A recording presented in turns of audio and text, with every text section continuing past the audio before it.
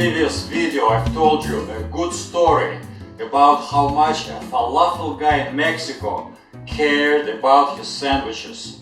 Coincidentally, the next story happened in Mexico as well, in a place called San Cristobal de las Casas, where a young couple from France, both bakers, had a successful bakery on the main street with an amazing selection of baked goods. And almost every morning I used to get an almond croissant there to have it with my hot Mexican chocolate. Can you imagine a beautiful morning? The air is fresh and the sun is just beginning to rise.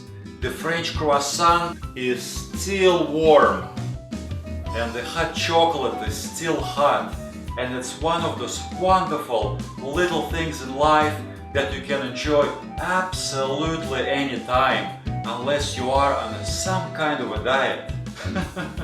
And one of those mornings I struck a conversation with the bakers, and they told me that they were going to close the bakery because they couldn't get their butter of consistent quality on a regular basis. And I said, but your customers love your baked goods and they don't even care that the quality of the butter changes. And you know what they said? But we do. We care. Can you imagine the owners would close down a successful bakery because they, not their customers, but they did not like the quality of their own product. Even though those bakers deserve an admiration, their story is nothing compared to what a poor shoemaker did in Chicago 100 years ago to make a better croissant. I mean, to make a better product, but I will tell you that story in the next video. And now, enough of this storytelling, let's prepare the drinkable chocolate to satisfy our inner hot Mexican. First, let's make the chocolate powder really from scratch. Chop 4 ounces or quarter pound of dark chocolate. Transfer to a food processor, add quarter cup of almond flour and chop or grate 5 tablespoons of Piloncillo, which is a totally not processed Mexican sugar, or just for convenience use brown sugar. Add 2 teaspoons of cinnamon, half a teaspoon of nutmeg, half a teaspoon of salt. Blend it into coarse powder, but stop the motor immediately when the mixture is getting thick at the bottom edge of the food processor, or the chocolate will melt.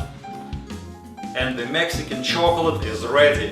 You can mix the powder with hot milk and enjoy it just the way it is. But in Mexico, they have figured out how to make it taste even better and called it Champurrado. A really thick and a special experience. And this is how you prepare it. Hot Mexican chocolate with a twist. Add 3 cups of milk of your choice to a pot. Then add quarter cup of masa harina, which is a processed Mexican corn flour you can buy in small quantity at a health food store. Cook the mixture at medium or medium-high temperature until it starts to thicken. Remove it from heat and add half a cup of the chocolate mix. Add 1 teaspoon of vanilla extract. Stir the whole thing until the chocolate melts. Pour it into your favorite cup and the champurrado is ready. Enjoy it alone for breakfast or serve it as a dessert for your guests by adding another twist. You must have this recipe in your collection. I hope you will enjoy it.